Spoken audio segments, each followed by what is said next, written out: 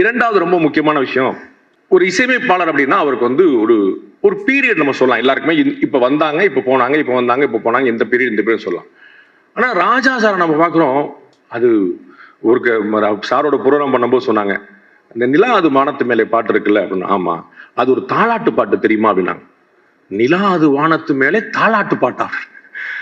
மணிரத்னம் சாருக்கு எப்படி போட்டு கொடுத்தேன்னு சொல்லி சொன்னாங்க. அதை வந்து போட்டு அது எப்படி வந்து தாலாட்டு பாட்டா இருந்தது, அப்புறம் எப்படி அது வந்து ஒரு பயங்கரமான ஒரு கிளர்ச்சி மிக்க பாட்டா மாறிச்சு நம்ம பாக்குறோம்.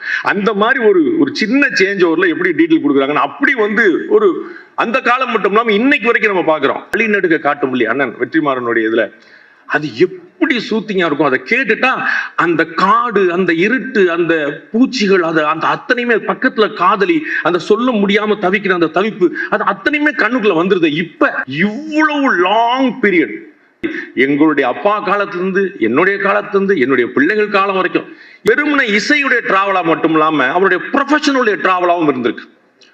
அவருடைய அலுவலகத்துல மட்டும்தான் ஒவ்வொரு நாளும் எவ்ரி டே 365 டேஸ் முழுக்க முழுக்க குறைந்தபட்சம் 10 இயக்குனர்கள் அல்லது தயாரிப்பாளர்கள் வந்து 25-30 இயக்குனர் தயாரிப்பாளர் வரை தினம்தோறும் ராஜா சாரோடைய ஆபீஸ் வாசல்ல நின்று இருக்கிறாங்க. எனக்கு ஒரு படம் பண்ணி கொடுங்க, எனக்கு ஒரு படம் பண்ணி கொடுங்க, எனக்கு ஒரு படம் பண்ணி கொடுங்க.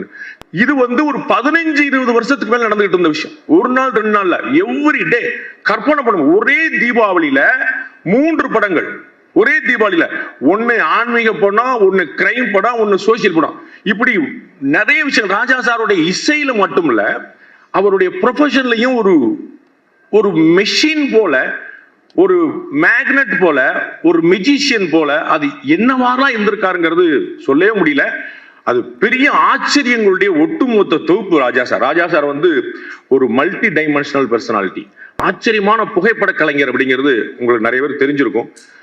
பாலுமேந்திரா சார் வந்து இவருடைய போட்டோகிராஃபி ஸ்கில்ல பார்த்துட்டு அவருடைய கேமரா ஒன்று இந்த கேமரால எடுத்து பாருங்க நீங்க சூப்பரா இருக்கும் சொல்லி சொன்னாரு. அந்த மாதிரி அவருடைய ஆன்மீக பயணம் சொல்லவே முடியாது. அவ்வளவு ஆச்சரியமான உணர்வுபூர்வமா டைரக்டா ஹார்ட்டை டச் பண்ணக்கூடியது. அமரன் சாரோட ஒரு சின்ன ஒரு ப்ரோக்ராம் பண்ண போது அவருடைய வாழ்க்கை வரலாறு, 2 பேருடைய வாழ்க்கை வரலாறு இணைஞ்சது தானே. நம்ம கம்யூனிஸ்ட் கட்சியுடைய மூத்த தலைவர் டி கே ரங்கராஜன் சொல்றாரு, அவங்க எப்படி பேட்டவாய் தலையில, முக்கொம்புல, திருச்சியில எல்லாம் வந்து அவங்க வந்து பெல் நிறுவனம், அந்த மாதிரி நிறுவனங்கள் எப்படி எல்லாம் அந்த காலத்துல வந்து அவருடைய மூத்த சகோதரர் பாவலரோட சேர்ந்தவங்க இசையமைச்சிருக்காங்க. இப்படி ஒரு டிராவல் லைஃப்ல வந்து ஒரு 13-14 வயசுல இருந்து இன்னைக்கு வரைக்கும் இப்படி ஒரு லாங்கஸ்ட் அண்ட் பியூட்டிஃபுல் அண்ட் ஈவென்ட்ஃபுல் இவ்வளவு ஆச்சரியமான டிராவல் வந்து கற்பனை பண்ண முடியாது. உங்களுடைய காலத்தில் நாங்கள் வாழ்கிறோம்.